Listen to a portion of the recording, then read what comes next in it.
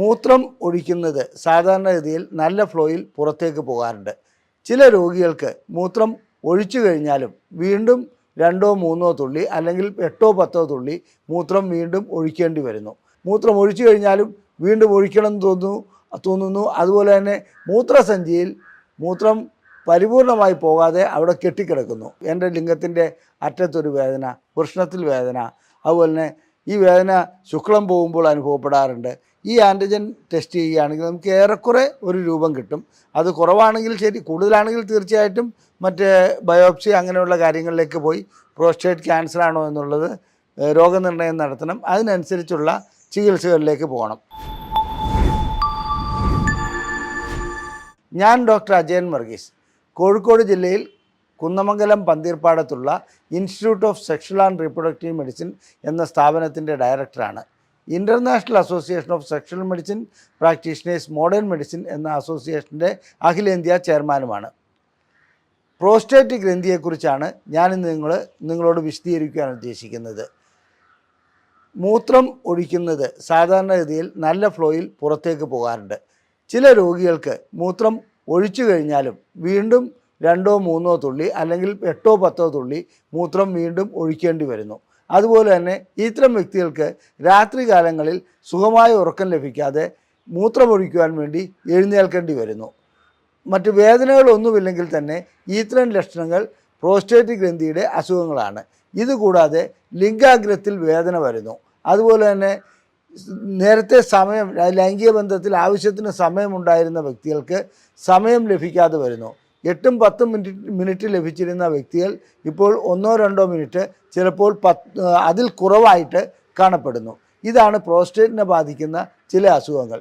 രോഗികൾ വേദനയില്ലാതെ തന്നെ അല്ലെങ്കിൽ ഒരു വേദനയും പ്രശ്നങ്ങളും ഇല്ലാതെ തന്നെ മൂത്രതടസ്സം അനുഭവപ്പെടുമ്പോൾ ആദ്യം മനസ്സിലാക്കേണ്ടത് പ്രോസ്റ്റേറ്റ് ഗ്രന്ഥിക്ക് പ്രശ്നങ്ങൾ ഉണ്ടായിക്കൊണ്ടിരിക്കുകയാണെന്നുള്ളതാണ്. ആ പ്രോസ്റ്റേറ്റ് ഗ്രന്ഥിയുടെ പ്രശ്നങ്ങൾ എന്തെല്ലാമാണ്, അതിനെക്കുറിച്ചാണ് ഇന്ന് ഞാൻ വിശദീകരിക്കാൻ പോകുന്നത്. അപ്പോൾ നമുക്ക് ആദ്യമായി ചോദിക്കേണ്ടത്, എന്താണ് ഈ പ്രോസ്റ്റേറ്റ് ഗ്രന്ഥി? പ്രോസ്റ്റേറ്റ് ഗ്രന്ഥി ലളിതമായി പറയുകയാണെങ്കിൽ ഇത് സാധാരണഗതിയിൽ നമ്മുടെ ലൈംഗികതയുമായിട്ട് നേരിട്ട് ബന്ധമില്ലെങ്കിലും ഒരു ലൈംഗിക അവയവത്തിൻ്റെ ഭാഗം തന്നെയാണെന്ന് പറയാം. ആദ്യത്തെ ചോദ്യം, ഇത് എവിടെയാണ് സ്ഥിതി ചെയ്യുന്നത്? പ്രോസ്റ്റേറ്റ് ഗ്രന്ഥി സ്ഥിതി ചെയ്യുന്നത് നമ്മുടെ മൂത്രസഞ്ചിയുടെ താഴെ രക്തത്തിൻ്റെ മുൻവശത്തായിട്ടാണ്. അപ്പോൾ മൂത്രക്കുഴൽ പ്രോസ്റ്റേറ്റ് ഗ്രന്ഥിക്ക് അകത്തുകൂടിയാണ് പോകുന്നത്. അതുപോലെ തന്നെ വൃഷ്ണങ്ങളിൽ നിന്നും വരുന്ന ശുക്ലം വഹിച്ചുകൊണ്ട് വരുന്ന കുഴൽ പ്രോസ്റ്റേറ്റ് ഗ്രന്ഥിയിൽ പ്രവേശിക്കുന്നു. അവിടെ നിന്ന് ചില എൻസൈമുകൾ, അതുപോലെ തന്നെ മറ്റു ചില ദ്രാവകങ്ങൾ അതിനകത്തേക്ക് ആ ശുക്ലത്തിന് കൂടുതൽ ഊർജം നൽകുവാനായി, ആ ഊർജം അല്ലെങ്കിൽ കൂടുതൽ അതിൻ്റെ ഘടന മാറ്റുവാനായി നൽകുന്നു. ഇത് ബീജാണുക്കൾക്ക് കൂടുതൽ നേരം നിലനിൽക്കുവാനും അതുപോലെ തന്നെ ബീജാണുക്കളുടെ പ്രവർത്തനത്തിന് സഹായകരമായി മാറുകയും ചെയ്യുന്നു. ഇതാണ് പ്രോസ്റ്റേറ്റ് ഗ്രന്ഥിയുടെ യഥാർത്ഥ ധർമ്മം. ഇതുകൂടാതെ പ്രോസ്റ്റേറ്റ് ഗ്രന്ഥി ലൈംഗികതയിൽ ഒരു കാര്യം കൂടി വഹിക്കുന്നുണ്ട്. ഏറ്റവും പൊട്ടൻ്റായിട്ടുള്ള അല്ലെങ്കിൽ ഏറ്റവും ശക്തിയായിട്ടുള്ള ടെസ്റ്റോസ്റ്ററോണിൻ്റെ ഒരു ഘടകം, അതായത് DHT എന്ന് പറയും, ഡൈഹൈഡ്രോ ടെസ്റ്റോസ്റ്ററോൺ ഉൽപ്പാദിപ്പിക്കുന്നത് അഥവാ ടെസ്റ്റോസ്റ്ററോണിനെ കൺവേർട്ട് ചെയ്തിട്ട് DHT ഉണ്ടാക്കുന്നതും പ്രോസ്റ്റേറ്റ് ഗ്രന്ഥി തന്നെയാണ്. അപ്പോൾ ഇത് എവിടെ സ്ഥിതി ചെയ്യുന്നുള്ളതെന്ന് നാം മനസ്സിലാക്കി കഴിഞ്ഞു. അതുപോലെ തന്നെ ഇതിൻ്റെ ധർമ്മങ്ങൾ എന്താണെന്ന് മനസ്സിലാക്കി കഴിഞ്ഞു. സാധാരണ രീതിയിൽ ഒരു ഉപദ്രവവും ഉണ്ടാക്കാതെ ഈ പ്രവർത്തനങ്ങൾ നടന്നു പോയിക്കൊണ്ടേയിരിക്കും. എന്നാൽ ഒരു 50 വയസ്സാകുന്ന വ്യക്തിയെ സംബന്ധിച്ചിടത്തോളം 40 വയസ്സ് മുതൽ തുടങ്ങും. ഏതെങ്കിലും ഒരു ദിവസം മൂത്രമൊഴിക്കുമ്പോൾ അദ്ദേഹത്തിന് ഒരു നേരിയ തോതിൽ മൂത്രതടസ്സം അനുഭവപ്പെടുന്നു. ഇത്തരം മൂത്രതടസ്സം അനുഭവപ്പെടുന്ന വ്യക്തിയെ സംബന്ധിച്ചിടത്തോളം അത് സാരമില്ല, മറ്റെന്തെങ്കിലും പ്രശ്നങ്ങളായിരിക്കും, അല്ലെങ്കിൽ ഒരു ചെറിയ രീതിയിലുള്ള മൂത്രക്കടച്ചിൽ അനുഭവപ്പെടുന്നു, ഇതിനെയൊക്കെ അവഗണിക്കുകയാണ് ചെയ്യാറുള്ളത്. ഇത് ലൈംഗികമായിട്ടുള്ള ഒരു പ്രശ്നങ്ങളുമില്ലെങ്കിലും ഈ മൂത്രതടസ്സം ആദ്യമായി അനുഭവപ്പെടുമ്പോൾ ഒരു 50 വയസ്സിനടുത്ത വ്യക്തിയാണെങ്കിൽ 40 വയസ്സ് മുതൽ തുടങ്ങാറുണ്ട്. തൻ്റെ ലൈംഗിക ശേഷി കുറവിലേക്കുള്ള ഒരു കാൽവയ്പ്പാണ്, ഒരു ചുവടുവയ്പ്പാണ് അതെന്ന് മനസ്സിലാക്കുക. അപ്പോൾ അതെങ്ങനെയാണ് സംഭവിക്കുന്നത്? വിനൈൽ പ്രോസ്റ്റാറ്റിക് ഹൈപ്പർപ്ലേസിയ എന്ന ഒരു അസുഖത്തിൻ്റെ ആരംഭം അവിടെ കുറിക്കുകയാണ്. ഇത് പ്രോസ്റ്റേറ്റ് ഗ്രന്ഥിക്ക് വീക്കം ഉണ്ടാക്കുന്ന ഒരവസ്ഥയാണ്. അപ്പോൾ എങ്ങനെയാണ് ഈ വീക്കം ഉണ്ടാക്കുന്നതെന്നുള്ളത് ഞാൻ പിന്നീട് വിശദീകരിക്കാം. അതിനു മുമ്പ് നമുക്ക് പ്രോസ്റ്റേറ്റിനെ അഭിമുഖീകരിക്കുന്ന പ്രോസ്റ്റേറ്റിനെ ബാധിക്കുന്ന അസുഖങ്ങൾ എന്തെല്ലാമാണെന്നുള്ളത് നമുക്കൊന്ന് പരിശോധിച്ച് നോക്കാം. പ്രോസ്റ്റേറ്റിനെ ബാധിക്കുന്ന അസുഖങ്ങളിൽ ഒന്ന് പ്രോസ്റ്റാറ്റൈറ്റിസ്, അതായത് പ്രോസ്റ്റേറ്റിന് അണുബാധ ഉണ്ടാകുന്നു അല്ലെങ്കിൽ പ്രോസ്റ്റേറ്റിന് വീക്കമുണ്ടാകുന്നു, ഇത്തരം അസുഖങ്ങൾ. അടുത്തതായിട്ട് BPH, ബിനൈൻ പ്രോസ്റ്റാറ്റിക് ഹൈപ്പർപ്ലാസിയ എന്ന് പറഞ്ഞാൽ, ഈ ഹൈപ്പർപ്ലാസിയ എന്ന് പറഞ്ഞാൽ അതിന് ആ ഗ്രന്ഥി വളരുകയാണ്, പക്ഷേ അത് ക്യാൻസർ അല്ല. അപ്പോൾ വളരുന്നതോടുകൂടി എന്ത് സംഭവിക്കുന്നു വെച്ചാൽ ഇതിനകത്തുകൂടിയാണ് മൂത്രക്കുഴൽ പോകുന്നത്, ശുക്ലത്തിൻ്റെ കുഴലുകൾ അതിൽക്കൂടെയാണ് പോകുന്നത്. അപ്പോൾ ആ കുഴലുകളെ ഇത് ഞെരിച്ചമർത്തുന്നു. അതുകൊണ്ട് വേണ്ടത്ര ഫ്ലോ ലഭിക്കാതെ വരുന്നു. മൂത്രം ഒഴിച്ചു കഴിഞ്ഞാലും വീണ്ടും ഒഴിക്കണം എന്ന് തോന്നുന്നു. അതുപോലെ തന്നെ മൂത്രസഞ്ചിയിൽ മൂത്രം പരിപൂർണമായി പോകാതെ അവിടെ കെട്ടിക്കിടക്കുന്നു. തന്മൂലം അണുബാധ മൂത്രസഞ്ചിയിൽ ഉണ്ടാകുന്നു.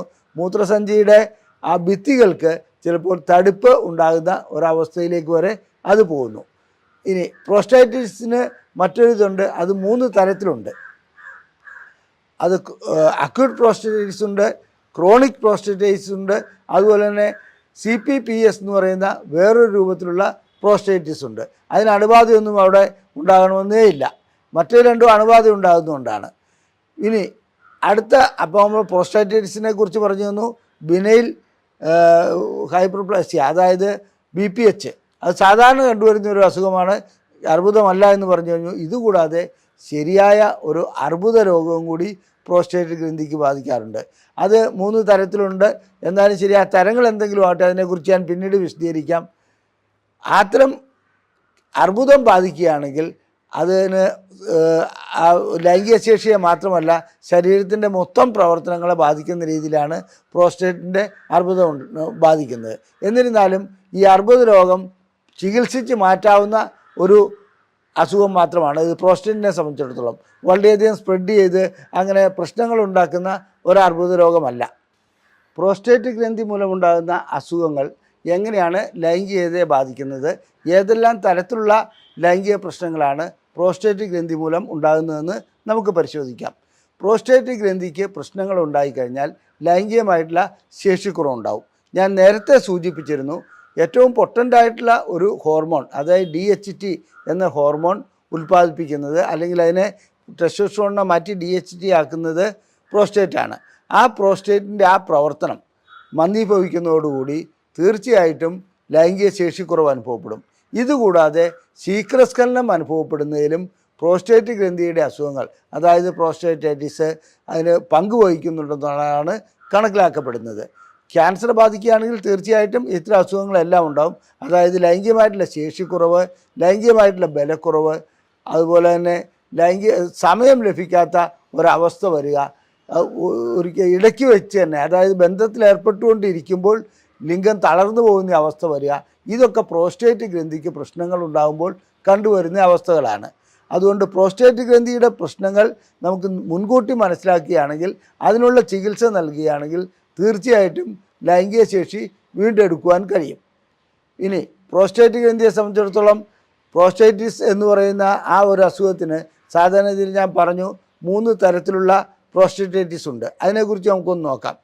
എന്താണ് ഈ പ്രോസ്റ്റേറ്റൈറ്റിസ്? സാധാരണ ഇതിൽ എല്ലാ അണുബാധകളും നമ്മുടെ ശരീരത്തിൽ പ്രശ്നങ്ങൾ ഉണ്ടാക്കാറുണ്ട്. ഇപ്പോൾ നമ്മളെ സംബന്ധിച്ചിടത്തോളം ഒരു പനി വരുന്നത് അണുബാധ കൊണ്ടായിരിക്കാം. അങ്ങനെ അണുബാധ കൊണ്ട് വരുന്ന ആ അസുഖങ്ങൾക്ക് നാം ആൻറ്റിബയോട്ടിക്കുകൾ നൽകി, അല്ലെങ്കിൽ അതിനുള്ള മറ്റ് ചികിത്സകൾ നൽകി, സപ്പോർട്ടീവ് തെറാപ്പി നൽകി അതിന് പരിഹാരമുണ്ടാക്കിയാണ് ചെയ്യുന്നത്. ഇവിടെ പ്രോസ്റ്റേറ്റിനെ സംബന്ധിച്ചിടത്തോളം സിപ്രോഫ്ലോക്സാസിൻ അങ്ങനെയുള്ള ഒട്ടനവധി ആൻറ്റിബയോട്ടിക്കുകളുണ്ട്.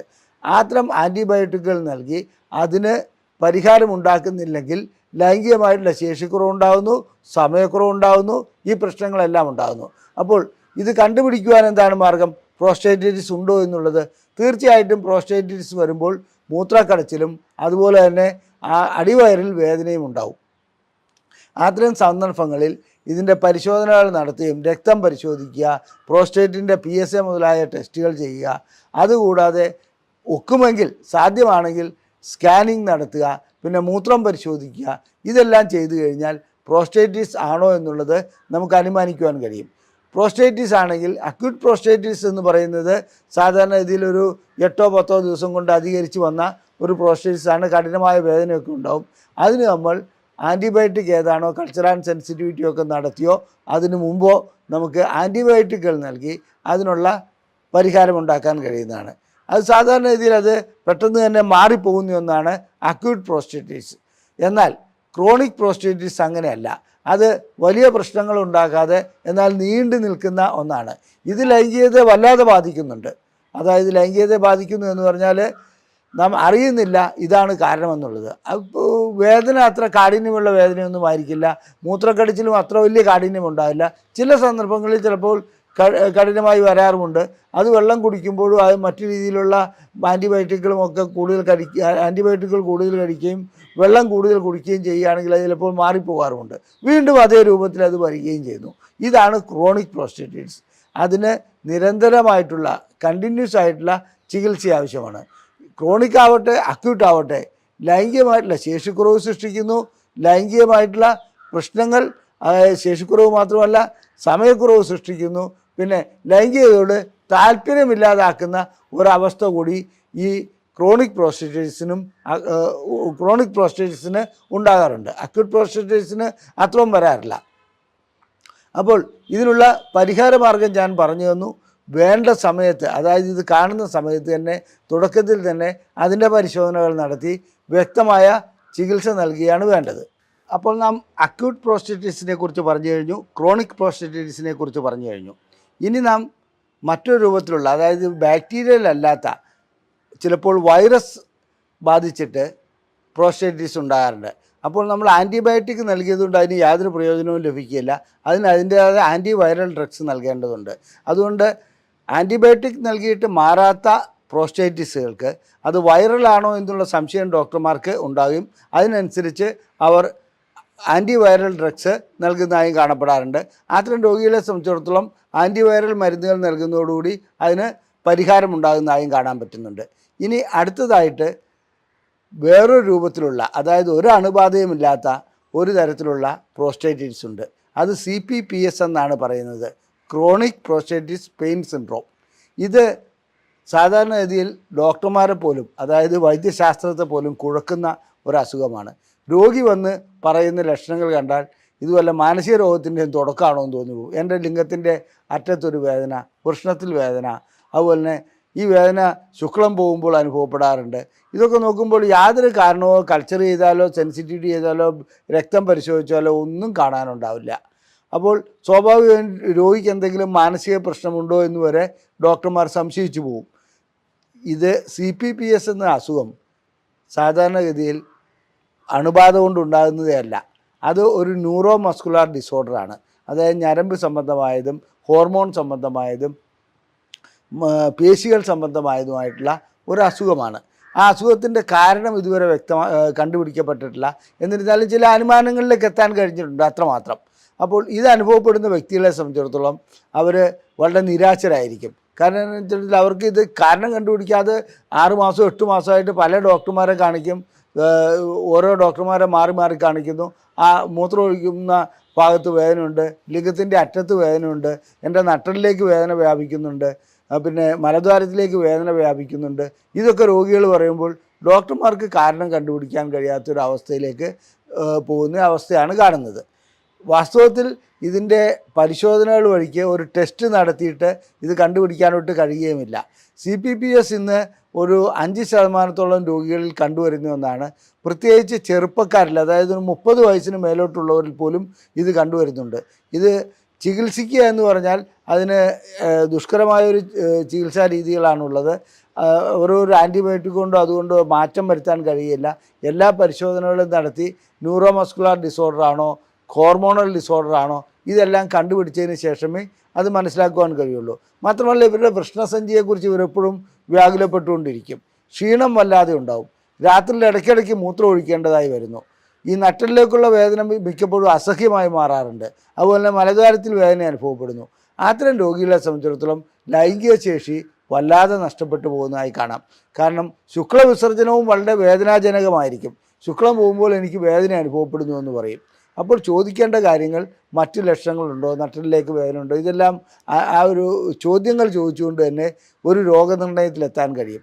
അങ്ങനെ രോഗനിർണയത്തിലെത്തിയതിന് ശേഷം അതിനനുസരിച്ചുള്ള ചികിത്സ നൽകുന്നതാണ് CPPSൻ്റെ പരിഹാര മാർഗം. ആൻറ്റിബയോട്ടിക്കിൽ ഒരാഴ്ചയോ രണ്ടാഴ്ചയോ ഒക്കെ എംപിരിക്കലായിട്ട്, അതായത് ഒരു പരീക്ഷണാടിസ്ഥാനത്തിൽ കൊടുത്തു നോക്കുന്നതിൽ തെറ്റില്ല. അതുകൊണ്ട് ഫലം കാണുന്നില്ലെങ്കിൽ തീർച്ചയായിട്ടും ഈ CPPS ആണോ എന്നുള്ളത് നാം മറ്റ് മാർഗങ്ങളിലൂടെ കണ്ടെത്തേണ്ടതുണ്ട്. ഇനി നമുക്ക് ബിനൈൻ പ്രോസ്റ്റാറ്റിക് ഹൈപ്പർപ്ലേസിയ അഥവാ BPH അഥവാ പ്രോസ്റ്റേറ്റിനുണ്ടാകുന്ന വീക്കം എന്ന അസുഖത്തിലേക്ക് വരാം. ഇത് ലൈംഗികതയെ ബാധിക്കുന്ന ഒരസുഖമാണ്. എന്തുകൊണ്ടെന്നറിയില്ല, ലട്സ് അതായത് ലോവർ യൂറിനറി ട്രാക്ട് സിൻഡ്രോം എന്ന ഒരു അവസ്ഥ ഇതിൻ്റെ കൂട്ടത്തിലുണ്ടാകുന്നു. എന്തുകൊണ്ടാണെന്നറിയില്ല, ഈ ലൈംഗിക ശേഷിക്കുറവ് നേരിട്ടുള്ളതാണോ അതോ ഇതിൻ്റെയൊക്കെ ആകെത്തുകയാണോ എന്നുള്ളത് പറയാൻ കഴിയില്ലെങ്കിലും BPH ഉണ്ടാകുന്ന, അതായത് പ്രോസ്റ്റേറ്റിന് വീക്കം ഉണ്ടാകുന്ന മിക്ക രോഗികളിലും സാധാരണഗതിയിൽ ശേഷിക്കുറവ് ഉണ്ടാകുന്നുണ്ട്, അതുപോലെ തന്നെ സമയക്കുറവ് ഉണ്ടാകുന്നുണ്ട്. ഇത്തരം രോഗികൾക്ക് ഞാൻ നേരത്തെ സൂചിപ്പിച്ചു 50 വയസ്സാണ് ഇതിൻ്റെ ഒരു പ്രായപരിധി. ഒരു 40-50 വയസ്സാകുമ്പോഴത്തേക്കും അവർക്ക് ഇങ്ങനെ മൂത്രം പോകുന്നതിന് തടസ്സം വരുന്നതായിട്ട് അനുഭവപ്പെടുന്നുണ്ട്. അപ്പോൾ ഇതിൻ്റെ കാരണങ്ങൾ എന്താണ്? അമിതമായിട്ടുള്ള വണ്ണം ഇതിനൊരു കാരണമായി പറയുന്നുണ്ട്. അതുപോലെ തന്നെ മറ്റു ചില അണുബാധകൾ ഇതിൻ്റെ കാരണമായി പറയുന്നുണ്ട്.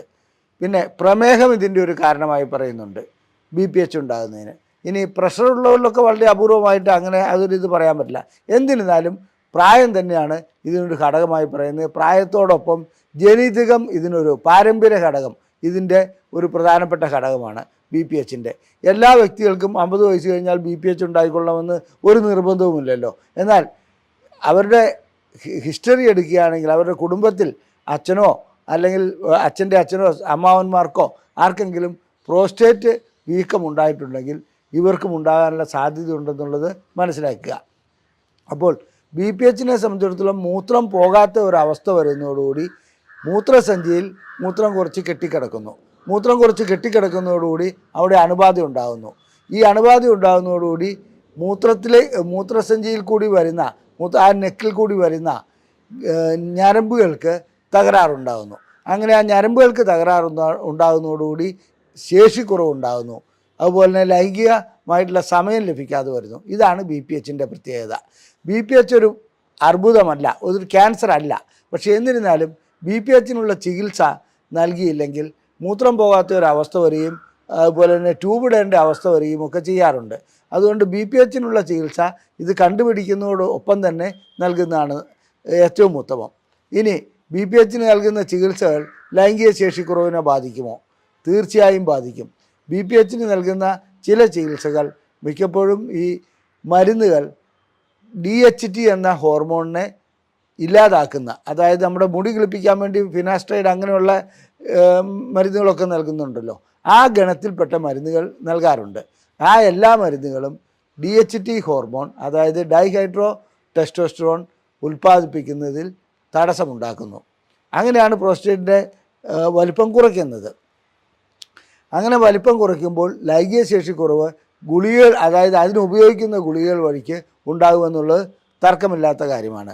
ഇനി അത്തരം പ്രശ്നങ്ങളിൽ ചിലപ്പോൾ പ്രോസ്റ്റേറ്റിനെ സർജറി ചെയ്യുകയാണെങ്കിൽ ഇതും ഞരമ്പുകളെ ബാധിക്കാറുണ്ട്. അതായത് പ്രോസ്റ്റേറ്റ് എടുത്തു കളയേണ്ട സർജറിയോ മറ്റോ ചെയ്യുകയാണെങ്കിൽ തീർച്ചയായിട്ടും ഇത് വരുന്നത് അതിൽ കൂടി ഒട്ടനവധി ഞരമ്പുകൾ വരുന്നുണ്ട്. നേഴ്സാണ് ഞാൻ ഉദ്ദേശിക്കുന്നത്, രക്തക്കൊള്ളുകളല്ല. ആ നേഴ്സാണ് ലിംഗത്തിലേക്ക് കണക്ഷൻ നൽകുന്നത്. അങ്ങനെ ലിംഗത്തിലേക്ക് ആ കണക്ഷൻ നൽകുന്നതോടുകൂടി ലിംഗത്തിനുള്ള കണക്ഷൻ ലഭിക്കാതെ പോകുന്നു. അത് സർജറി ചെയ്യുമ്പോൾ മുറിഞ്ഞു പോകുന്നുണ്ട്. തീർച്ചയായിട്ടും ഈ ശസ്ത്രക്രിയാനന്തരം ലൈംഗിക ശേഷിക്കുറവ് അനുഭവപ്പെടുന്ന ഒരവസ്ഥ വരാറുണ്ട്. BPHനുള്ള ചികിത്സ എന്തു തന്നെയായിരുന്നാലും ശരി, അത് അമിത വണ്ണം ഉണ്ടാകാതെ നോക്കുക, പ്രമേഹമുണ്ടെങ്കിൽ അത് നിയന്ത്രിച്ച് പോവുക, ജനിതക ഘടനയുണ്ടെങ്കിൽ തീർച്ചയായിട്ടും അടിക്കടി ഇതിനെ സ്കാൻ ചെയ്യുക, ടെസ്റ്റ് ചെയ്യുക, അത്തരം കാര്യങ്ങൾ ചെയ്യുക, മുൻകൂട്ടി മരുന്നുകൾ നൽകുക. ഇതൊക്കെ നമുക്ക് BPHൻ്റെ കാര്യത്തിൽ ചെയ്യാവുന്ന കാര്യമാണ്. ലൈംഗികമായിട്ടുള്ള ശേഷിക്കുറവ് അനുഭവപ്പെടുകയാണെങ്കിൽ അതിൻ്റെതായ രീതിയിലുള്ള ചികിത്സയിലേക്ക് വരണം. അത് ഞാൻ പിന്നീട് വിശദീകരിക്കുന്നതാണ്. ഇനി നമുക്ക് പ്രോസ്റ്റേറ്റിനെ ബാധിക്കുന്ന ക്യാൻസറിലേക്ക് പോകാം. ഒട്ടനവധി വിഭാഗത്തിൽപ്പെട്ട, അതായത് squamous cell carcinoma, adeno carcinoma, അങ്ങനെ പല വിഭാഗത്തിൽപ്പെട്ട പ്രോസ്റ്റേറ്റ് ക്യാൻസറുകളുണ്ട്. അതുപോലെ തന്നെ വളരെ പെട്ടെന്ന് സ്പ്രെഡ് ചെയ്യപ്പെടുന്ന പ്രോസ്റ്റേറ്റ് ക്യാൻസറുണ്ട്, സാവധാനം സ്പ്രെഡ് ചെയ്യപ്പെടുന്ന പ്രോസ്റ്റേറ്റ് ക്യാൻസറുണ്ട്. പ്രോസ്റ്റേറ്റ് ക്യാൻസർ വരുമ്പോൾ BPHൻ്റെതായ തുടക്കത്തിലുള്ള എല്ലാ ലക്ഷണങ്ങളും ഉണ്ടാവും. കാരണം മൂത്രമൊഴിക്കുന്നതിന് തടസ്സം ഉണ്ടാവും, അതുപോലെ തന്നെ ലൈംഗിക ശേഷി കുറവ് അനുഭവപ്പെടും. ഇതുകൂടാതെ വേദന ചില ഭാഗങ്ങളിൽ നിന്ന് വരും. പിന്നെ രാത്രിയിൽ എഴുന്നേറ്റ് ഇടയ്ക്കിടയ്ക്ക് മൂത്രമൊഴിക്കേണ്ടതായി വരും. ഇങ്ങനെയുള്ള അവസ്ഥകൾ BPHനുണ്ടാകുന്ന അതേ അവസ്ഥകൾ തന്നെ ഈ ക്യാൻസറിനും ഉണ്ടാകും. അതുകൊണ്ട് പ്രോസ്റ്റേറ്റ് ക്യാൻസർ ആണോ എന്ന് അറിയുവാൻ ഒരു പ്രധാനപ്പെട്ട ടെസ്റ്റുണ്ട്, PSA, അതായത് പ്രോസ്റ്റേറ്റ് സ്പെസിഫിക് ആൻറ്റിജൻ. ഈ ആൻറ്റിജൻ ടെസ്റ്റ് ചെയ്യുകയാണെങ്കിൽ നമുക്ക് ഏറെക്കുറെ ഒരു രൂപം കിട്ടും. അത് കുറവാണെങ്കിൽ ശരി, കൂടുതലാണെങ്കിൽ തീർച്ചയായിട്ടും മറ്റ് ബയോപ്സി അങ്ങനെയുള്ള കാര്യങ്ങളിലേക്ക് പോയി പ്രോസ്റ്റേറ്റ് ക്യാൻസർ ആണോ എന്നുള്ളത് രോഗനിർണയം നടത്തണം. അതിനനുസരിച്ചുള്ള ചികിത്സകളിലേക്ക് പോകണം. ഞാൻ പറഞ്ഞു പ്രോസ്റ്റേറ്റ് ക്യാൻസർ തീർച്ചയായിട്ടും മറ്റ് ലിവറിന് ബാധിക്കുന്ന ക്യാൻസർ പോലെ അത്ര അപകടകാരിയല്ല എന്ന് ചികിത്സിച്ച് മാറ്റാൻ കഴിയുന്നതാണ്. എന്നിരുന്നാലും ഇത് ലൈംഗികതയെ സാരമായി ബാധിക്കുന്നുണ്ട്. ചികിത്സാനന്തരം ചിലപ്പോൾ ലൈംഗിക ശേഷി വീണ്ടെടുക്കാൻ കഴിയാത്ത അവസ്ഥയിലേക്കും അത് പോകാറുണ്ട്. കാരണം പ്രോസ്റ്റേറ്റിനുള്ള ചികിത്സയിൽ 3 തരത്തിലുള്ള, പ്രോസ്റ്റേറ്റ് ക്യാൻസറിനുള്ള ചികിത്സയിൽ 3 തരത്തിലുള്ള ചികിത്സയാണ് ചെയ്യാറുള്ളത്. 1 സർജറി ചെയ്യുന്നു, 2 കീമോതെറാപ്പി ചെയ്യുന്നു, 3 റേഡിയേഷൻ ചെയ്യുന്നു. ഈ സർജറി ചെയ്യുന്നതോടുകൂടി അവിടെയുള്ള ഞരമ്പുകൾക്കെല്ലാം തന്നെ പ്രശ്നങ്ങളുണ്ടാകുന്നു, ഞരമ്പുകൾ മുറിഞ്ഞു പോകുന്നു. അത് ഞാൻ നേരത്തെ സൂചിപ്പിച്ചിരുന്നു. അതുകൊണ്ട് തന്നെ ലൈംഗിക ശേഷിക്കുറവ് അനുഭവപ്പെടുന്നതായി കാണാം. ഇന്ന് റോബോട്ടിക് സർജറിയൊക്കെ നിലവിൽ വന്നിട്ടുണ്ട്. എന്നിരുന്നാലും ഞരമ്പുകൾക്ക് ക്ഷതമേക്കാതെ ഇത് മാത്രമായി, അതായത് പ്രോസ്റ്റേറ്റിനെ മാത്രമായി നീക്കം ചെയ്യുന്ന ഒരു ശസ്ത്രക്രിയ പരിപൂർണമായി വിജയിച്ചിട്ടില്ല. എന്നാലും വിദഗ്ധമായ ചില സമ്പ്രദായങ്ങൾ ഇന്ന് നിലവിൽ വന്നിട്ടുണ്ട്. പ്രോസ്റ്റേറ്റ് രോഗികളെ സംബന്ധിച്ചിടത്തോളം അവരുടെ ലൈംഗികത നഷ്ടപ്പെടുത്താതെ അതായത് സർജറി ചെയ്യുന്ന ചില മെത്തേഡുകൾ, ചില രീതികൾ റോബോട്ട്സിൻ്റെ സഹായത്തോടുകൂടി ഇന്ന് നിലവിൽ വന്നിട്ടുണ്ട്. അത് അത്രത്തോളം അങ്ങ് വിജയിച്ചിട്ടില്ലെങ്കിൽ കൂടി ഇത് നമുക്കൊരു ഭാവിയിലൊരു അത് പ്രതീക്ഷിക്കാവുന്ന കാര്യമാണ്. നമുക്കൊരു വാഗ്ദാനമാണ് നൽകുന്നുണ്ടത്. ഇനി അടുത്തത് റേഡിയേഷൻ തെറാപ്പിയാണ്. ഈ റേഡിയേഷൻ തെറാപ്പി നൽകുന്നതോടുകൂടി തീർച്ചയായിട്ടും അതിനോടനുബന്ധിച്ചുള്ള ഞരമ്പുകൾക്കും മറ്റ് അവയവങ്ങൾക്കും, അതായത് അതിനോടനുബന്ധിച്ചുള്ള ബ്ലാഡർ, റെക്ടം, ഇതിനൊക്കെ ചിലപ്പോൾ പ്രശ്നങ്ങൾ ഉണ്ടാകാറുണ്ട്. സ്പെസിഫിക്കായിട്ട് നൽകുകയാണെങ്കിൽ അങ്ങനെ ഉണ്ടാകാറില്ലെങ്കിൽ കൂടി ഇത് പ്രശ്നമുള്ള ഒരു കാര്യമാണ്. ഇനി റേഡിയേഷൻ തെറാപ്പി കൊണ്ട് തീർച്ചയായിട്ടും ഇതൊക്കെ കൊണ്ട് തന്നെ ഈ ഞരമ്പുകളെ ബാധിക്കുന്നതുകൊണ്ട് തന്നെ, അതുപോലെ തന്നെ പ്രോസ്റ്റേറ്റിന് റേഡിയേഷൻ നൽകുന്നതോടുകൂടി വൃഷ്ണങ്ങൾക്ക് എന്നെ ടെസ്റ്റോസ്റ്ററോൺ ഉൽപ്പാദിപ്പിക്കാനുള്ള കഴിവില്ലാതാകുന്നു, അത് ചുരുങ്ങിപ്പോകുന്നു. ഇത്തരം അവസ്ഥകളൊക്കെ ഉണ്ടാകാറുണ്ട്. അപ്പോൾ റേഡിയേഷൻ ചികിത്സ നൽകുന്നതോടുകൂടി ലൈംഗിക ശേഷി നഷ്ടപ്പെടുന്നത് പ്രോസ്റ്റേറ്റ് ക്യാൻസറിൻ്റെ കാര്യത്തിൽ സ്വാഭാവികമാണ്. ഇനി കെമിക്കൽ തെറാപ്പി, അതായത് കീമോതെറാപ്പി നൽകുന്നതോടുകൂടി പ്രോസ്റ്റേറ്റിൻ്റെ പ്രശ്നങ്ങൾ ഒരു പരിധിവരെ പരിഹരിക്കാൻ കഴിയുന്നുണ്ട്. ഇത് 3 ചികിത്സയും ചിലപ്പോൾ നടത്തേണ്ടി വരാറുണ്ട്. എന്നാൽ കീമോതെറാപ്പിക്കുമുള്ള പ്രശ്നം ഇത് തന്നെയാണ്, ലൈംഗിക ശേഷിക്കുറവ് അതിൻ്റെ കൂടപ്പിറപ്പാണ്. കാരണം ഈ നൽകുന്ന മരുന്നുകൾ തീർച്ചയായിട്ടും ടെസ്റ്റോസ്റ്ററോൺ ഉൽപ്പാദനത്തെ ബാധിക്കാറുണ്ട്, അതുപോലെ തന്നെ ശരീരത്തിൻ്റെ മറ്റവസ്ഥകളെ ബാധിക്കാറുണ്ട്, ശാരീരികമായ ക്ഷീണമുണ്ടാക്കാറുണ്ട്. ഇതെല്ലാം കഴിയുന്നതോടുകൂടി ലൈംഗികമായിട്ടുള്ള ശേഷിക്കുറവ് അനുഭവപ്പെടും. അപ്പോൾ പ്രോസ്റ്റേറ്റ് ക്യാൻസറിന് ഓപ്പറേഷൻ ചെയ്താലും ശരി, റേഡിയോതെറാപ്പി ചെയ്താലും ശരി, കീമോതെറാപ്പി ചെയ്താലും ശരി, ലൈംഗികമായിട്ടുള്ള ശേഷിക്കുറവ് അവിടെ ഉടലെടുക്കുന്നുണ്ട്. ഇനി നമുക്ക് ലൈംഗികമായിട്ടുള്ള ശേഷിക്കുറവ് എടുത്ത ഇത്തരം രോഗികൾക്ക് ഒരു റീഹാബിലിറ്റേഷൻ നടത്താൻ കഴിയുമോ, അതായത് വീണ്ടും ലൈംഗികമായിട്ടുള്ള ഇത് വീണ്ടെടുക്കാൻ കഴിയുമോ എന്നുള്ളത് നമുക്ക് ചിന്തിക്കാവുന്ന കാര്യമാണ്. അതിൻ്റെ മെത്തേഡുകളെക്കുറിച്ച് ഞാൻ വിശദീകരിക്കുന്നതാണ്. ഈ കൂട്ടത്തിൽ തന്നെ പ്രോസ്റ്റേറ്റിൻ്റെ ക്യാൻസറിനുള്ള ഒരു ചികിത്സയിൽ, അല്ലെങ്കിൽ BPHനൊക്കെയുള്ള ചികിത്സയിൽ ADT എന്ന ഒരു ചികിത്സാ സമ്പ്രദായമുണ്ട്, ആൻറ്റിജൻ ഡിപ്രിസിയേഷൻ തെറാപ്പി. ഒന്നുമില്ല, ടെസ്റ്റോസ്റ്ററോണിൻ്റെ അളവ് കുറയ്ക്കുകയാണ് അത് ചെയ്യുന്നത്.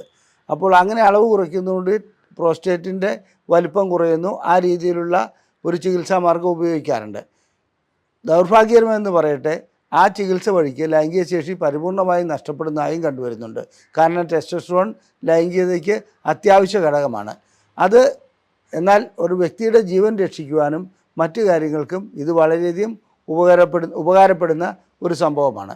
ഇനി നമുക്ക് പ്രോസ്റ്റേറ്റ് രോഗങ്ങളുള്ളവർക്ക് എന്തെല്ലാം ചികിത്സകളാണ് നൽകുന്നത്, അതുപോലെ തന്നെ അതിന് ഏതെല്ലാം മാർഗങ്ങളിലേക്കാണ് പോകുന്നത്, അവർക്ക് ലൈംഗികമായിട്ടുള്ള അവരുടെ പ്രശ്നങ്ങൾ വീണ്ടെടുക്കാൻ കഴിയുമോ എന്നുള്ളതാണ്. ഞാൻ തുടക്കത്തിൽ സൂചിപ്പിച്ചു, സാധാരണ രീതിയിലുള്ള പ്രോസ്റ്റേറ്റിസ് ആണെങ്കിൽ അതിന് ആൻറ്റിബയോട്ടിക്കുകൾ കൊണ്ട് ചികിത്സ നടത്താം. അതുപോലെ തന്നെ മറ്റു രീതിയിലുള്ള ക്രോണിക് പ്രോസ്റ്റേറ്റിസ് ആണെങ്കിൽ അതിൻ്റേതായ പരിശോധനകൾ നടത്തി ഏതാണോ റെസിസ്റ്റൻ്റ് ആയിട്ടുള്ള ബാക്ടീരിയ അല്ലെങ്കിൽ അണു എന്നുള്ളത് കണ്ടുപിടിച്ചിട്ട് അതിനുള്ള ചികിത്സകൾ നടത്താൻ കഴിയും. ഈ രണ്ട് പ്രശ്നങ്ങൾക്കും ആൻറ്റിബയോട്ടിക് കൊണ്ടുള്ള ചികിത്സ മാത്രമേ സാധ്യമാകുന്നുള്ളൂ, അതിൻ്റെ ആവശ്യമേ ഉള്ളൂ. ഇനി അടുത്തത് CPPS എന്നുള്ള രോഗം ഡോക്ടർമാരെ കൊടുക്കുന്നു എന്നാണെന്ന് ഞാൻ പറഞ്ഞു. അതിനെ സംബന്ധിച്ചിടത്തോളം അതിൻ്റേതായ ചികിത്സ പല രൂപത്തിലുണ്ട്. അത് അല്പം കോംപ്ലിക്കേറ്റഡ് ആണ്. അതുകൊണ്ട് ഞാനിവിടെ അത് കൂടുതലായി വിശദീകരിക്കുവാൻ നിൽക്കുന്നില്ല. ഇനി BPH നൽകുന്നത് തീർച്ചയായിട്ടും ടെസ്റ്റോസ്റ്ററോൺ ലെവൽ കുറയ്ക്കുന്ന ചില മരുന്നുകളാണ്. ആ മരുന്നുകളെല്ലാം തന്നെ ലൈംഗിക ശേഷിക്കുറവ് ഉണ്ടാക്കുന്നതാണ്. എന്നിരുന്നാലും താൽക്കാലികമായി ലൈംഗിക ശേഷിക്കുറവ് ഉണ്ടാക്കുന്നുണ്ടെങ്കിൽ കൂടി പ്രശ്നം പരിഹരിക്കേണ്ടതുണ്ടല്ലോ. അതുകൊണ്ട് പ്രോസ്റ്റേറ്റ് രോഗം വരാതെ നോക്കുക എന്നുള്ളതാണ് ഏറ്റവും നല്ല കാര്യമെന്നിവിടെ സൂചിപ്പിക്കട്ടെ, BPH മറ്റും. ഇനി അതിനുശേഷം പ്രോസ്റ്റേറ്റ് ക്യാൻസർ വന്നു കഴിഞ്ഞാൽ തീർച്ചയായിട്ടും ചിലപ്പോൾ പ്രോസ്റ്റേറ്റ് ഗ്രന്ഥി നീക്കം ചെയ്യേണ്ടി വരാറുണ്ട്. അല്ലെങ്കിൽ റേഡിയോ തെറാപ്പി ചെയ്യുന്നു, കീമോതെറാപ്പി ചെയ്യുന്നു. ഇതെല്ലാം കഴിഞ്ഞു വരുന്ന ഒരു രോഗിക്ക് ലൈംഗികമായിട്ടുള്ള ചികിത്സ നൽകി അവർക്ക് വീണ്ടും ഉത്തേജനം ഉണ്ടാക്കാൻ കഴിയുമോ എന്നുള്ളതാണ് ചോദിക്കുന്നത്. അതിനിടയ്ക്ക് ഈ സർജറിയൊക്കെ ചെയ്തു കഴിഞ്ഞാൽ സാധാരണ ഇതിൽ മൂത്രം പോകുമ്പോൾ അതായത് ഉള്ള തടസ്സമൊക്കെ നീങ്ങിക്കിട്ടുമെങ്കിലും ശുക്ലവിസർജനത്തിൽ ശുക്ലം ചിലപ്പോൾ ലിംഗത്തിൽ കൂടി പുറത്തേക്ക് വരാതെ യൂറിനറി ബ്ലാഡറിലേക്ക് അഥവാ മൂത്രസഞ്ചിയിലേക്ക് തിരിച്ചു പോകുന്ന ഒരവസ്ഥ വരാറുണ്ട്. അതിന് റിട്രോഗ്രേഡ് ഇജാക്കുലേഷൻ എന്നാണ് പറയുന്നത്. അതായത് അവർക്ക് ഡ്രൈ ഓർഗാസമാണ് ഉണ്ടാകുക. അവരെ സംബന്ധിച്ചിടത്തോളം ശുക്ലം പുറത്തേക്ക് പോകുമ്പോൾ അവർക്ക് അനുഭൂതി ലഭിക്കും, പക്ഷേ ശുക്ലം ഒട്ടും പുറത്തേക്ക് വരില്ല, അത് നേരെ മൂത്രസഞ്ചിയിലേക്ക് പോകുന്നു. അത് ശസ്ത്രക്രിയ ചെയ്തതിന് ശേഷം കൂടുതലായി കാണപ്പെടുന്നുണ്ട്. അതിനുള്ള പരിഹാര മാർഗം അത്ര എളുപ്പമുള്ളതല്ല. ഇനി മറ്റൊരു കാര്യം, ഇത് മൂത്രം പരിശോധിക്കുകയാണെങ്കിൽ ഇതിനകത്ത് ശുക്ലം വന്നിട്ടോ ബീജാണുക്കളുണ്ടോ എന്ന് നോക്കി അത് നമുക്ക് മനസ്സിലാക്കുവാൻ കഴിയാറുണ്ട്. ഇനി ഈ ശസ്ത്രക്രിയ ചെയ്ത വ്യക്തികൾക്ക്, അതായത് റേഡിയോ തെറാപ്പി ചെയ്ത വ്യക്തികൾക്ക് അല്ലെങ്കിൽ കീമോതെറാപ്പി ചെയ്ത വ്യക്തികൾക്ക് വീണ്ടും ലൈംഗിക ജീവിതം ആസ്വദിക്കാൻ കഴിയുമോ എന്നുള്ളത് ഒരു പ്രധാനപ്പെട്ട ചോദ്യമാണ്. അതിന് ചിലരെ സംബന്ധിച്ചിടത്തോളം അതായത് PD5 ഇൻഹിബിറ്റേഴ്സ്, അതായത് വയാഗ്ര പോലെയുള്ള ഗുളികകൾ ഫലം ചെയ്ത് കാണുന്നുണ്ട്, വളരെ അപൂർവമാണെങ്കിൽ കൂടി. എന്നാൽ ചിലർക്ക് ഇൻട്രാകാവേണസ് ഇഞ്ചക്ഷൻ, ലിംഗത്തിലേക്ക് ഒരു ഇഞ്ചക്ഷൻ വയ്ക്കുന്നുണ്ട്. 3 ഘടകങ്ങളടങ്ങിയ ഒരു ഇഞ്ചക്ഷനാണത്. അത് വയ്ക്കുന്നതോടുകൂടി അവർക്ക് ലിംഗം ഉയർന്നു വരുന്നതായി കാണുന്നുണ്ട്. എന്നിരുന്നാലും കൂടുതലായും ഇത്തരം വ്യക്തികൾക്ക് ഇംപ്ലാന്റ് ശസ്ത്രക്രിയ ചെയ്യുന്നതാണ് നന്നായി കാണുന്നത്, അത് പ്രയോജനം ലഭിക്കുന്നതായി കാണുന്നത്. അതല്ലാതെ മറ്റു മാർഗങ്ങൾ അതിനകത്തില്ല. ഞാനിവിടെ വിശദീകരിച്ചത് പ്രോസ്റ്റേറ്റ് ഗ്രന്ഥിയും അതിനെ ബാധിക്കുന്ന അസുഖങ്ങളും അതെങ്ങനെ ലൈംഗികതയെ ബാധിക്കുന്നു എന്നുള്ളതുമാണ്. നിങ്ങൾക്ക് ലൈംഗികമായിട്ടുള്ള ഏതെങ്കിലും അസുഖമോ പ്രശ്നങ്ങളോ ഉണ്ടെങ്കിൽ ഞങ്ങൾ അതിനുള്ള ചികിത്സ നൽകുന്നുണ്ട്. ഏത് രൂപത്തിലുള്ളതാകട്ടെ, ശേഷിക്കുറവാകട്ടെ, സമയക്കുറവാകട്ടെ, ലിംഗത്തിൻ്റെ മറ്റ് പ്രശ്നങ്ങളാവട്ടെ, ലിംഗത്തിൽ അനുഭവപ്പെടുന്ന വേദനയാകട്ടെ, ഇതിനെല്ലാമുള്ള ചികിത്സ ഞങ്ങൾ നൽകുന്നുണ്ട്. സ്ത്രീകൾക്കാകട്ടെ പുരുഷന്മാർക്കാകട്ടെ ലൈംഗികമായിട്ടുള്ള എന്ത് പ്രശ്നമാകട്ടെ അതിനുള്ള ചികിത്സ നൽകുന്ന ഒരു സ്ഥാപനമാണ് ISRM. കോഴിക്കോട് ജില്ലയിൽ കുന്ദമംഗലം പന്തീർപ്പാടത്താണ് ഇത് സ്ഥിതി ചെയ്യുന്നത്. ഞങ്ങളുടെ നമ്പർ ഇവിടെ നൽകിയിട്ടുണ്ട്. അതിൽ നിങ്ങൾക്ക് ഫോൺ ചെയ്ത് ബുക്ക് ചെയ്യാവുന്നതാണ്. എന്തെങ്കിലും പ്രശ്നങ്ങൾ അറിയുവാനാണെങ്കിൽ, എന്തെങ്കിലും സംശയങ്ങൾ ചോദിക്കുവാനാണെങ്കിൽ അതിൽ വാട്സപ്പ് ചെയ്യുകയാണെങ്കിൽ ഞങ്ങളതിന് 1-2 ദിവസത്തിനുള്ളിൽ മറുപടി നൽകുന്നതാണ്.